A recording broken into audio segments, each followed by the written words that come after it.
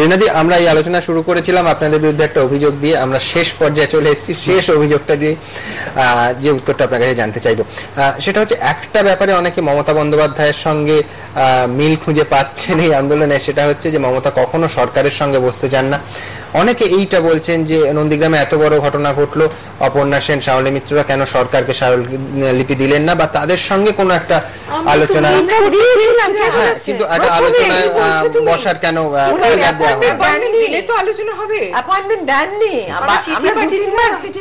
চিঠির উত্তরে একটা প্যামফ্লেট পাঠিয়েছিলেন, কিন্তু তাছাড়া অ্যাপয়েন্টমেন্ট যেটা চেয়েছিলেন তার কোনো উত্তরই আসেনি মুখ্যমন্ত্রীর দপ্তর থেকে। এটা কি ওরা আমরা বলবেন সুব্রত? না, এটা আমি জানি না, যেটা শাওলি বলছেন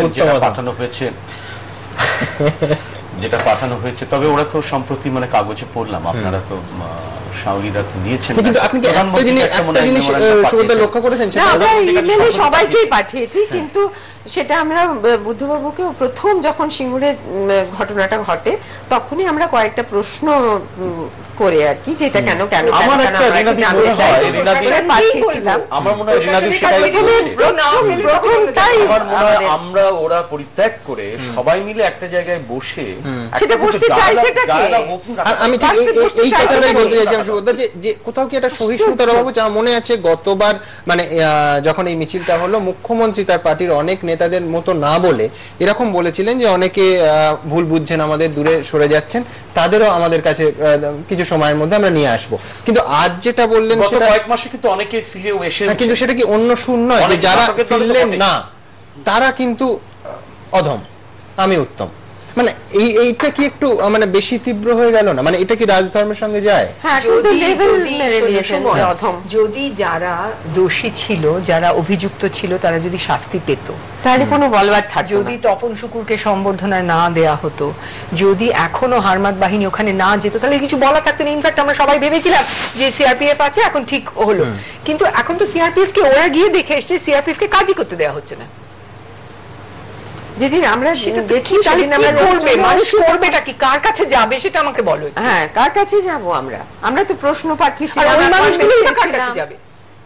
কোথাও তো যাবে, প্রশাসনের কাছে গিয়ে তো চাইবে সাহায্য। আমরা তো প্রথমে নির্বাচন কমিশনের কাছেই গেলাম, বুদ্ধবাবুকে চিঠি পাঠিয়েছিলাম এখান থেকে, আমরা সবাই সই করে পাঠিয়েছিলাম যে আমরা একটু দেখা করতে চাই। তো কার কাছে যাবেননি সেটা বলো তো, কার কাছে যাব? আমার মনে হয় যে এই জায়গাটা নিয়ে হয়তো একবার সেটা সফল হয়নি, আরেকবার চেষ্টাও করা যেতে পারে, সবাই মিলে বসে একটা জায়গায়। ওরা তো শুনতেও চায় না একটা জিনিস সুবোধ, এই যে বলছি ওরা নন্দীগ্রামে গিয়েছিলেন প্রথমেই, যে সুমিত সরকারের মতন প্রখ্যাত ঐতিহাসিক, যিনি সারা পৃথিবীতে যার নাম জানে লোকে, তিনি আর তনিকা সরকার গেলেন এবং একটা রিপোর্ট দিয়েছেন, সেই রিপোর্টের কপিটা আমার কাছে পাঠিয়েছেন সুমিতা, এবং এটাতে তারপরে ওরা বললেন যে না, ওরা এটা লেখাও লিখেছিলেন, আমি পড়েছি। এটা আমার অবাক লাগছে যে তাদের কথা আছে, বসে শোনা যাক না। তোমরা বলছো যে নন্দীগ্রামের লোকেরা রেডি নয় এটা দিতে, এইটা যদি প্রথম থেকে ওদের কথাটা শুনতেন, শুনে একটা ব্যবস্থা নেওয়া যেত, মানুষের সঙ্গে কথা বলতে, তাহলে হয়তো রক্তপাতটা হতো না। আমার মনে হয় একটা জায়গায় এটা সাধারণ মানুষ, আমি প্রথম দিকে একটা কথা বলেছিলাম রিনাদিকে, সেই জায়গাটায় প্রসঙ্গটায় আসি, সেটা হচ্ছে যে আমার মনে হয় যে এই প্রতিবাদটা, যে প্রতিবাদের মধ্যে আগুন ছিল, যে একটা পবিত্রতা ছিল, এটা আমি সবসময় বলেছি, এখনো বলছি, ওই প্রতিবাদের অংশটাকে আমি মনে করি আজকে যেখানে হিংসা হচ্ছে তার প্রতিবাদ হওয়া উচিত। তাতে যদি আমি একমত, তাতে যদি একটু পরিবর্তন আসে, একটু যদি পুলিশ ভূমিকা নেয়, সেটুকুনি লাভ, এটা দরকার আছে। এই জায়গা থেকেই আমার কথা হচ্ছে, কিন্তু এই প্রতিবাদটা কোনোভাবে অপর্ণা সেন, শাওলি মিত্রদের প্রতিবাদটা এমনকি সাধারণ মানুষের কাছে, যারা রাজনীতির বাইরে থাকেন, তাদের কাছেও একটা রং পৌঁছেছে, পলিটিসাইজড আমরা যাকে বলি, কোনোভাবে এই জায়গাটা কিন্তু তৈরি হয়েছে বারবার।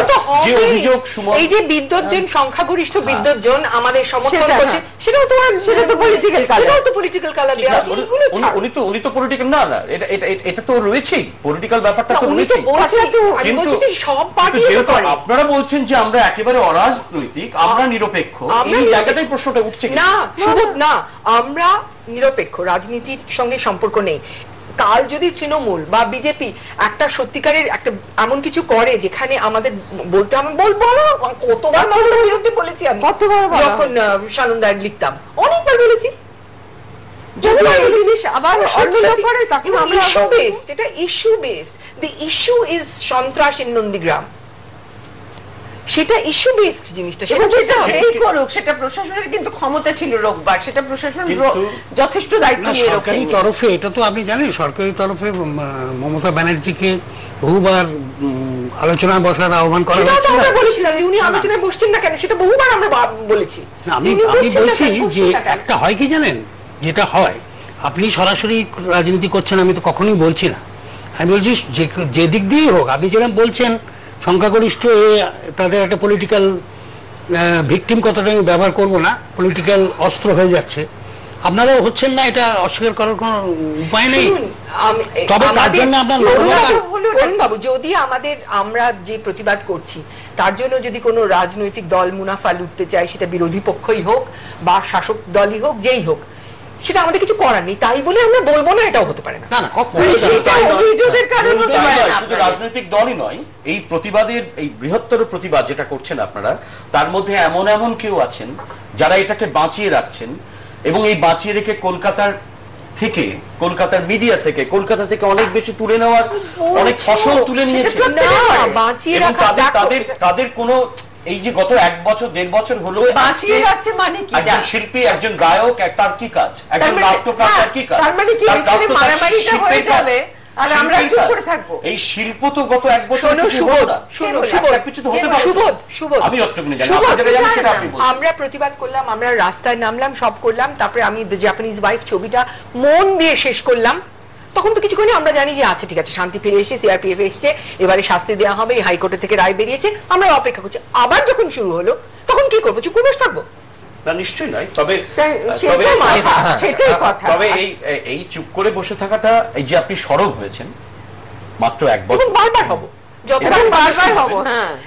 এবং যদি ধরো কথার কথা বলছি, যেটা আমার মনে হয় না কখনো হবে, কিন্তু ধরো অন্য কোনো, আমি জাস্ট একটা হাইপোথেটিক্যালি বলছি, অন্য কোনো সরকার এলো, তখনও সরব হবো।